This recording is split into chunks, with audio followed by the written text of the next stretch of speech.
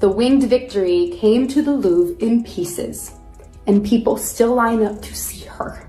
She refused to keep her fat mouth shut. It really does seem to me that this is like a 19-year-old's version of feminism. Their star, Rachel Zegler, was so unlikable. It finally happened. After weeks of silence, backlash, and chaos surrounding Disney's live-action Snow White, Rachel Zegler stepped up and apologized. But the same Rachel who once dismissed the 1937 animated classic like it was outdated trash suddenly found herself backpedaling hard. Her apology didn't just come out of nowhere. It was born from fire. The public dragged her through the mud, fans revolted, and insiders whispered that her career was on the brink. So now, she's trying to make it right. You had Rachel Zegler on the docket, too. I think actresses should be quiet. I understand She's why. such an But here's the tea.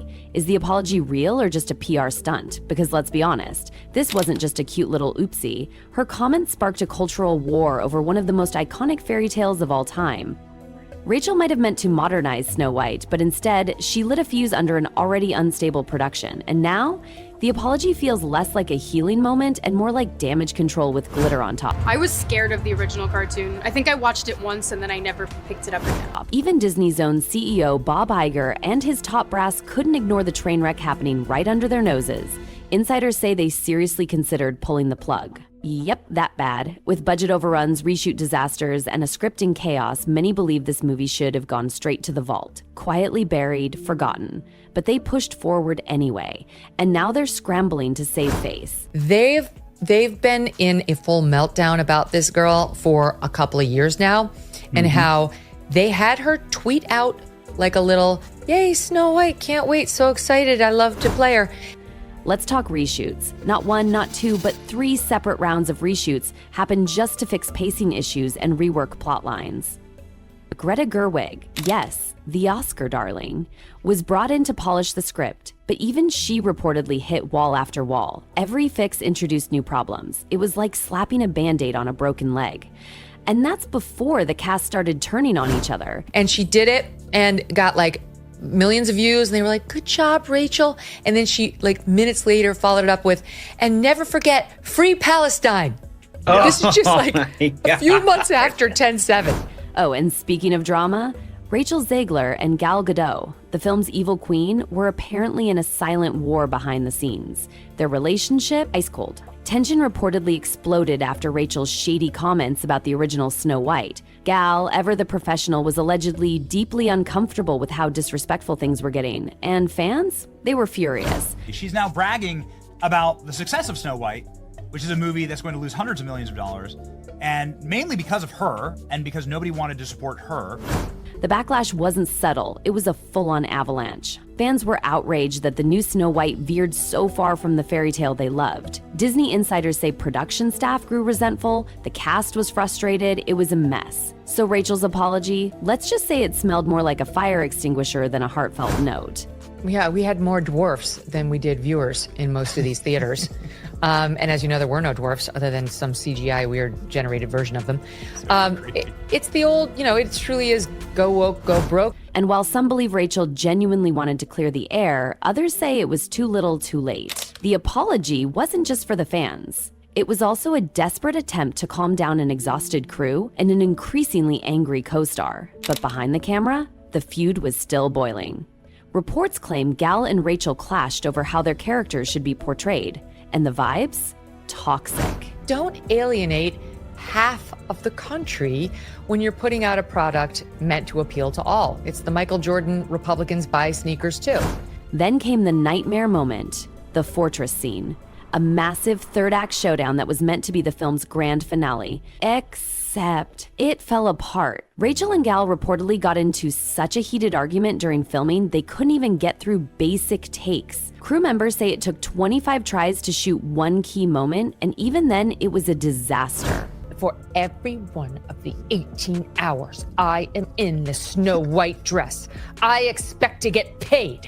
If it's 18 hours, I want 18 hours of pay.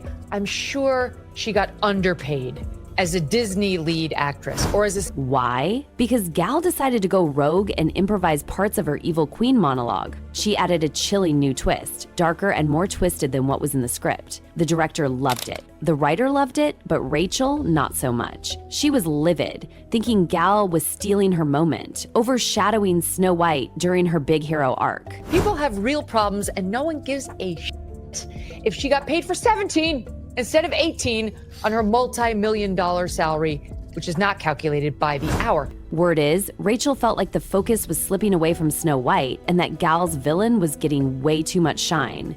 The crew was caught in the middle, helpless as both women pushed different visions for the film. And while Rachel's public apology tried to smooth things over, the tension was already at its peak. So she just encapsulates everything that most of us cannot stand about modern day feminism and the left in general. By the time Rachel's apology dropped, insiders say the damage was already done. The atmosphere on set had turned toxic. The stars were barely speaking. People started picking sides. Rachel reportedly lashed out at Gal for going off script, accusing her of warping the entire storyline.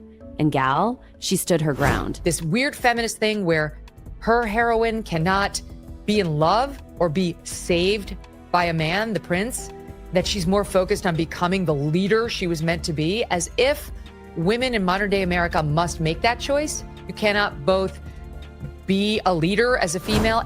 That's when the split became real. Cast and crew began distancing themselves, just doing their jobs without eye contact, without interaction.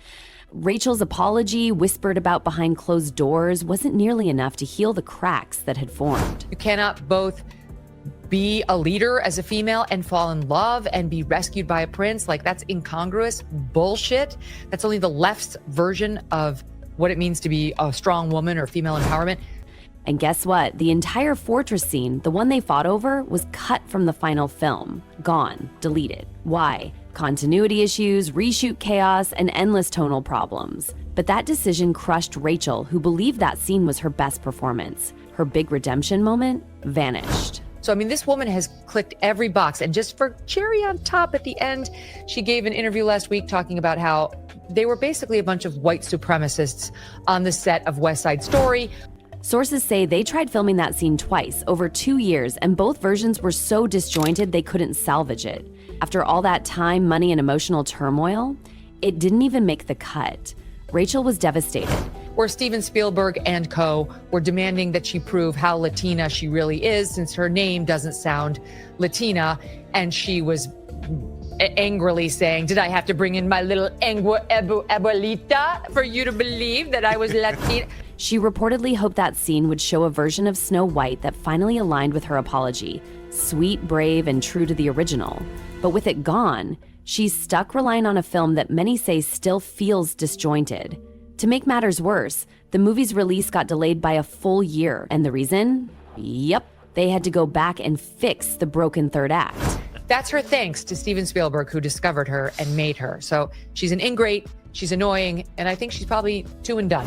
Now Disney's in a corner. The conflict between Rachel and Gal is so public, they're scared to put them on the same red carpet. Promotions canceled. The big UK premiere abruptly shut down. Why? Because no one wanted to deal with the obvious elephant in the room, the fallout between the two stars.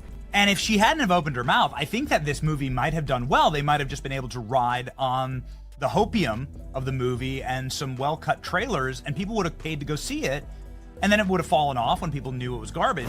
Even at a recent awards show, the tension was real. No smiles, no interaction. Insiders say any private apology Rachel may have tried to offer Gal got drowned out by the noise. At Disney HQ, full-blown panic mode. Execs are terrified the drama is now bigger than the movie itself. Rachel Zegler made it so hateable that you really sabotaged and took hundreds of millions of dollars from the studio. I don't know how anyone would ever want to go into business with her. So what now? Will Rachel's apology change anything? Some think it's sincere. Others say it's PR fluff. Either way, it might have cost her future roles. She was once considered for multiple Snow White spin-offs. Now, that dream's looking real shaky. Executives are reportedly backing away, fast. Whether it was her tone, her timing, or just the fact that fans are fed up, Rachel Zegler's attempt at reconciliation doesn't seem to be landing.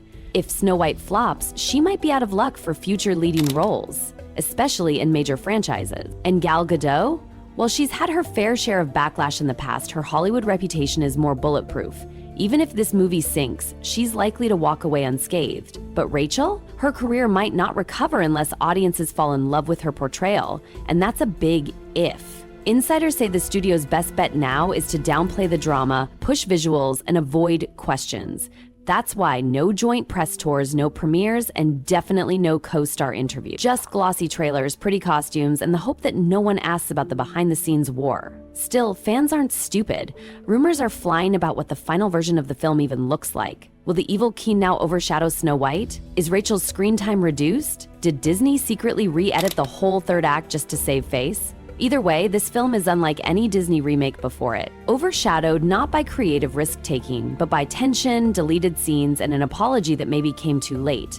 The drama has officially taken center stage, and now, everyone's watching. Will Snow White 2025 deliver the magic fans have been begging for? Or will it become Disney's most high-profile flop?